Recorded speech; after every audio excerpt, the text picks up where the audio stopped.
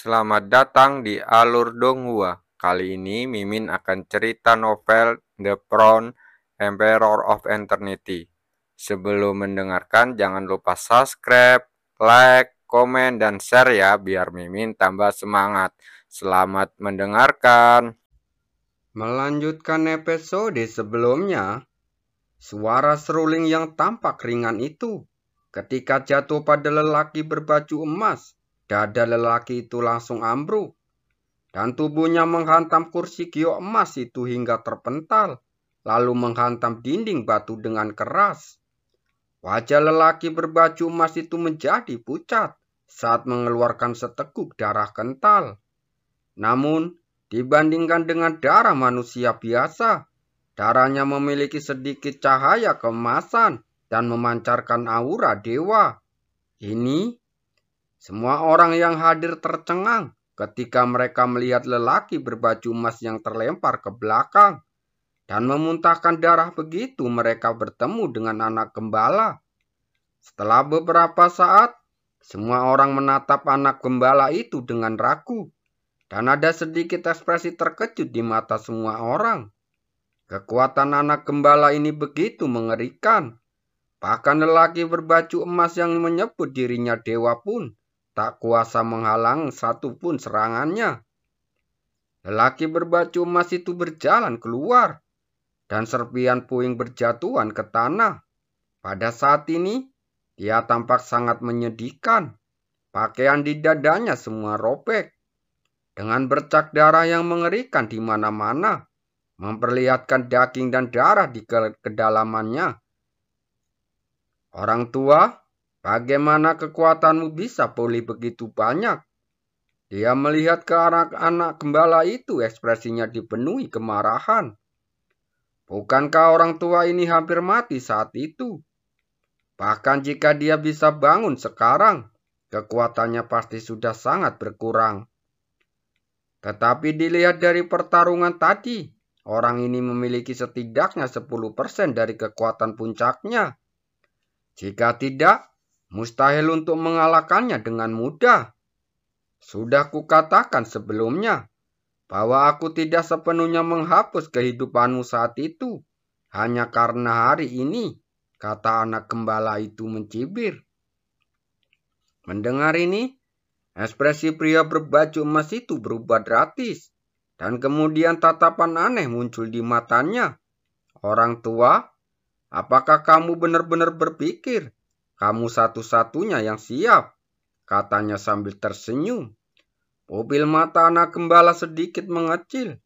Dia menatap laki-laki berbaju emas itu dengan pupil matanya yang gelap. Apa maksudmu dengan itu? Kau akan segera tahu. Lelaki berbaju emas itu tersenyum muram. Mendengar ini, tiba-tiba anak gembala itu merasa gelisah. Orang ini hampir memaksanya untuk mati saat itu. Kalau dia masih punya trik lagi, dia akan menjadi bencana. Mari kita hapus kehidupannya terlebih dahulu. Pikiran-pikiran ini terlintas dalam benaknya. Suling penggembala di tangannya pun bergetar pelan, dan suara suling merdu bergema lagi. Kemanapun suara seruling itu lewat, ruang menjadi terdistorasi oleh benturan, dan aura yang sangat mengerikan menyebar. Namun, menghadapi suara serulingan yang begitu menakutkan, ekspresi pria berbaju emas itu tidak banyak berubah. Dia mengulurkan tangannya, lalu mengarahkan ke arah anak gembala dari kejauhan. Pupil mata Cukwas yang tiba-tiba mengecil saat dia mengangkat tangannya. Saat berikutnya, dia seperti merasakan sesuatu dan segera berbalik untuk melihat ke belakang anak gembala itu. Ada orang lain? Wajahnya langsung berubah saat dia berseru dengan wajah putus asa. Di lorong itu, tiba-tiba muncul seorang lelaki berbaju putih. Yang terakhir yang mengangkat tangannya, lalu menempelkan telapak tangannya dengan telapak tangan lelaki baju emas itu. Dalam sekejap, suatu kekuatan spiritual yang amat dahsyat meraung keluar, dan dengan ganas menekan ke arah anak gembala dari dua arah. Senior, Hati-hati, Cu Kuangseng berteriak dengan cemas. Wajah bocah gembala itu langsung tenggelam. Dia menepuk tangannya pelan. Lembu biru di bawahnya mengeluarkan raungan rendah. Dan cahaya biru pekat memenuhi udara. Langsung berubah menjadi perisai cahaya biru yang menyelimutinya. Kekuatan mental yang dahsyat itu mengalir keluar. Dan suara seruling yang awalnya kuat hancur saat bersentuhan dengannya. Suara seruling itu pun pecah. Dan kekuatan mental yang dahsyat menyapu seperti dua gunung besar untuk menekan anak gembala yang ada di tengah. Kekuatan mental itu melesat turun lagi, menghantam perisai cahaya biru. Dalam sekejap, tubuh banteng besar hijau itu bergetar, dan anggota tubuhnya terbenar ke dalam tanah. Untungnya, perisai cahaya hijau itu akhirnya menghalangi kekuatan mental yang kejam itu. Setelah beberapa saat, kekuatan keduanya habis. Lalu mereka pun menghilang ke dalam makam pada saat yang sama. Sensi, kamu benar-benar masih hidup. Anak gembala itu menoleh ke laki-laki berbuca peti itu, lalu berkata dengan kaget, "Kamu belum mati. Bagaimana mungkin aku berani menduluimu?" Sensi tersenyum tipis, dan cahaya dingin bersinar di matanya. Begitu selesai berbicara, dia bergerak lalu muncul di dalam makam. Lalu berlutut dengan satu kaki di hadapan lelaki berbaju emas itu. "Salam, rajaku." Sebuah suara seberat terdengar, mengejutkan semua orang. Cu Kuangseng menatap lelaki berjubah putih itu di depannya. Ekspresi terkejut muncul di wajahnya.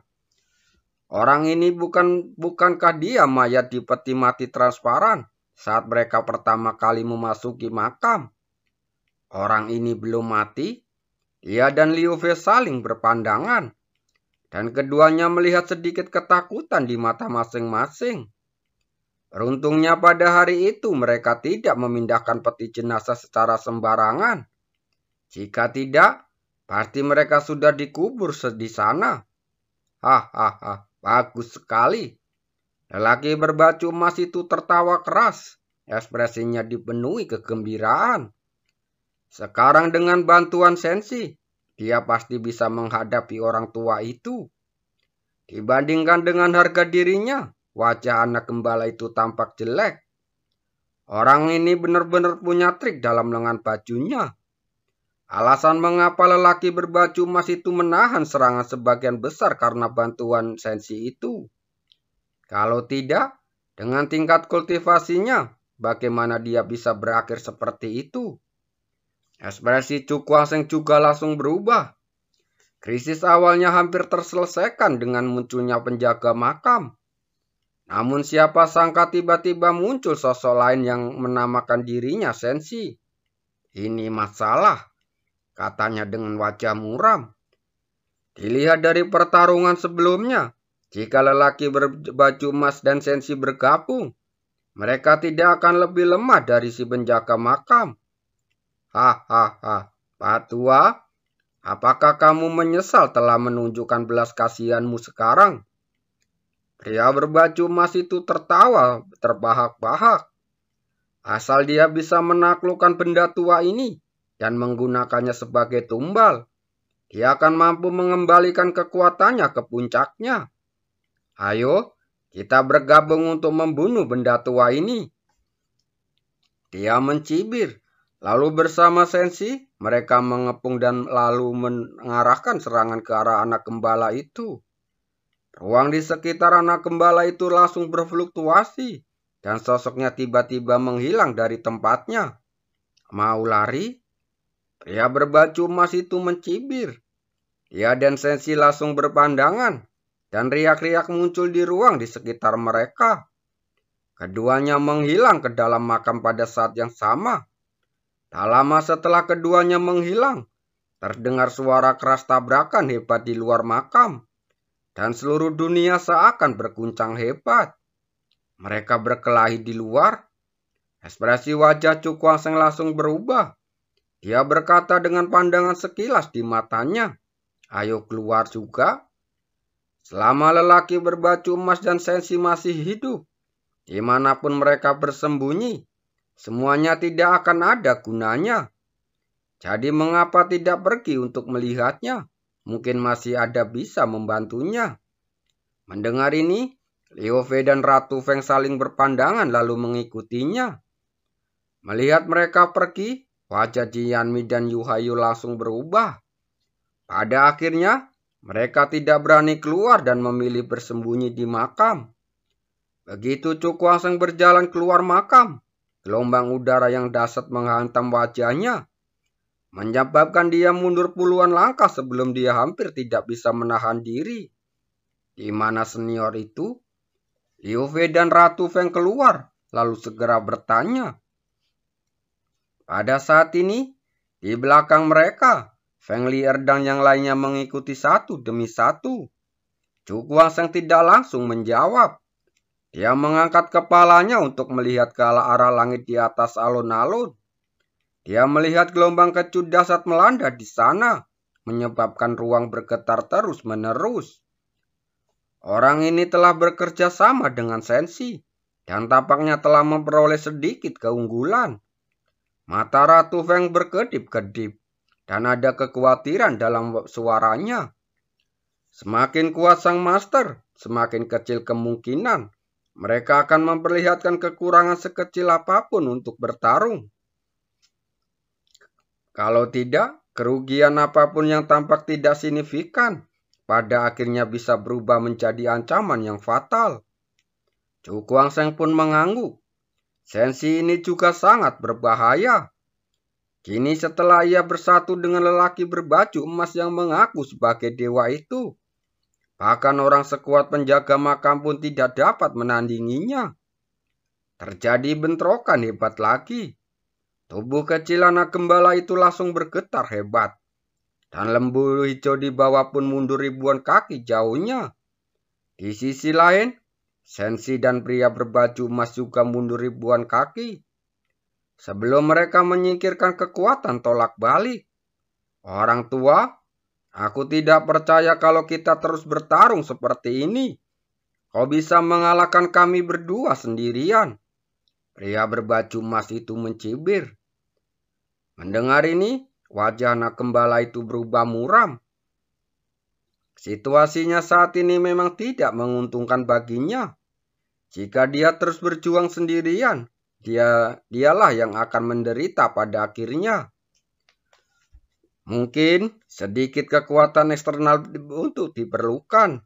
Matanya langsung berbinar. Tatapan matanya tertuju pada Cu Kuangseng. Anak muda, apakah kamu bersedia membantuku? Suaranya yang kayak anak kecil itu bergema dan langsung mengejutkan Cu Kuangseng. Senior, apakah Anda berbicara tentang saya? Dia menunjuk dirinya sendiri saat berkata dengan heran. Itu benar, kata anak gembala itu dengan suara yang dalam. Mendengar ini, Cu Kuangseng tercengang. Bagaimana mungkin aku memiliki kemampuan untuk membantu penjaga makam ini? Ini pasti lelucon kan? Namun, setelah dipikir-pikir dengan tenang, ia yakin sang penjaga makam tidak akan bercanda. Karena dia menanyakan pertanyaan ini, pasti ada alasannya. Maka, ia pun langsung membungkuk. Senior, tolong beritahu saya jika Anda membutuhkan sesuatu. Saya akan membantumu semampuan saya. Aku akan meminjamkanmu sesuatu yang kau gunakan, kata anak gembala itu dengan sungguh-sungguh. Satu hal, mata Cu Kuangseng langsung berbinar. Dia merentangkan kedua telapak tangannya. Cahaya hitam terkondensasi, lalu berubah menjadi batu hitam nisan. Senior, bagaimana dengan benda ini? Dia bertanya. Namun betapa terkejutnya sang anak gembala. Ia menggelengkan kepalanya. Bukan benda itu, melainkan sebuah kunci. Kunci? Cu Kuangseng tertegun sejenak, dan tangannya tanpa sadar mendarat di dadanya. Di sana ada kunci kuno itu. Namun, selama bertahun-tahun, dia tidak pernah menggunakannya lagi. Itu sebenarnya sedikit keraguan tampak di wajahnya. Barang ini ada hubungannya dengan seni bela diri yang menantang surga. Jika sesuatu yang tidak diharapkan terjadi, itu akan menjadi kerugian besar baginya. Tetapi situasi saat ini, Chu Kuang-seng melihat ke arah dua pria berbaju emas yang telah menatapnya dengan penuh nafsu, dengan ekspresi berubah lagi. Kalau penjaga makam ini gagal menang hari ini, tidak seorang pun di antara mereka yang akan mampu keluar hidup-hidup dari makam ini. Saat itu, sudah terlambat untuk mengatakan apapun. Senior, silakan lanjutkan. Memikirkan hal ini, dia menggertakkan giginya, lalu menempelkan dua jarinya dan menepuk dadanya. Saat cahaya yang menyilaukan itu mekar, cahaya kuno melesat keluar, lalu terbang ke arah anak gembala itu. Terima kasih. Anak gembala itu mengulurkan tangannya untuk mengambilnya. Ketika matanya tertuju pada telapak tangannya, ekspresi kegembiraan tiba-tiba muncul di wajahnya. Betapa konyolnya. Apa gunanya benda yang bisa dimiliki manusia? Lelaki berbaju emas itu mencibir ketika melihat kegembiraan di wajah anak gembala itu. Apa gunanya? Mendengar hal ini, tampak lengkungan aneh yang pada anak gembala itu. Pupil matanya yang cemerlang menatap lelaki berbaju emas itu dan berkata dengan dingin, "Sebentar lagi, kau akan tahu apa gunanya kunci di tanganku ini. Hanya gertakan." Lelaki berbaju emas itu tertawa mengejek. Dia melihat ke arah Sensi di sampingnya. "Serang dengan seluruh kekuatanmu untuk memusnahkan benda tua itu."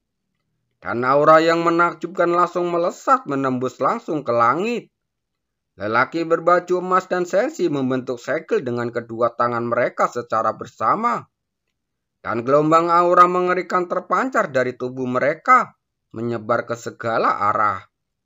Dari penghakiman surga, terdengar teriakan rendah yang tampak mengandung keagungan tak berujung. Kekuatan mental pun berkumpul dengan gila-gilaan, dan tak lama kemudian, dua jari spiritual besar dan panjangnya ribuan kaki terbentuk. Tampak ada cahaya ilahi yang bersinar di jari-jari spiritual itu, dan gelombang yang tak terlukiskan menyapu, menyebabkan ruang pun bergetar. Orang tua, hari ini aku akan menggunakan jari ini untuk membuatmu membayar dendam selama ribuan tahun. Lelaki berbaju emas itu memiliki ekspresi tegas. Pupil matanya yang tampak berubah menjadi emas cemerlang. Dan kekuatan penindasan yang mengerikan terpancar dari tubuhnya. Setelah selesai berbicara, dia bertukar pandang dengan Sensi, lalu melangkah maju dan menundingkan jari ke arahnya.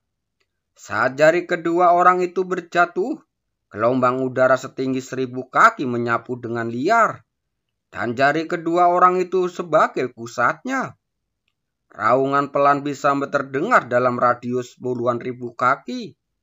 Seolah-olah gunung yang tak terhitung jumlahnya sedang menghantam angkasa dari segala arah. Saat berikutnya, dua jari penghakiman raksasa tiba-tiba menyerbu keluar. Seperti dua pilar yang menopang langit. Dan menghantam ke arah anak gembala itu dengan luakan yang mengerikan. Dua jari penghakiman tercemin di pupil mata cerah sang pengembala. Dia menghembuskan nafas pelan, lalu perlahan-lahan merentangkan tangan kecilnya. Dan sebuah kunci kuno perlahan terangkat dari tangannya. Pada saat itu, suara dengungan aneh tersebut akan terdengar. Setelah itu, aura mengerikan yang tak tertahan tiba-tiba menyapu ke segala arah. Kedengarannya seperti raungan iblis, nyanyian dewa, dan suara kehancuran yang dapat menghancurkan dunia. Gema itu terus bergema di antara langit dan bumi, menyebabkan banyak orang tampak ngeri dan hampir kehilangan akal. Wajah Chu Kuang-seng pun menjadi serius. Melihat penjaga makam dengan kultivasi yang kuat ini, Tidak diragukan lagi dapat mendorong kekuatan dalam kunci kuno hingga ekstrem dan mengeluarkan kekuatan mengerikan yang dapat menghancurkan dunia. Senior ini tampaknya sangat familiar dengan kunci ini. Dia bergumam dengan kilatan di matanya. Namun jika dipikir-pikir lagi, hal itu wajar saja. Karena sebagai penjaga makam dewa dan iblis, tidak ada seorang pun yang mengenal makam dewa dan iblis lebih baik daripada dia. Dan kunci kuno ini berasal dari pemakaman dewa dan iblis. Buka semua fenomena di dunia. Wajah anak gembala itu tampak serius. Dia mengulurkan jarinya dengan lembut mengarahkan ke arah kekosongan di depannya. Kunci kuno itu pun langsung bergetar hebat. Dan seiring dengan gerakan kunci itu bergerak maju dengan lembut. Dalam sekejap, sebuah retakan hitam pekat berukuran ribuan kaki muncul. Dan nafas yang sangat dingin meraung keluar darinya, menyapu seluruh dunia ini. Detik berikutnya, banyak sekali orang tercengang melihat dua jari penghakiman yang tadinya mengeluarkan suara yang menggelegar itu, malah ditelan oleh retakan hitam pekat itu, lalu lenyap seluruhnya. Terima kasih.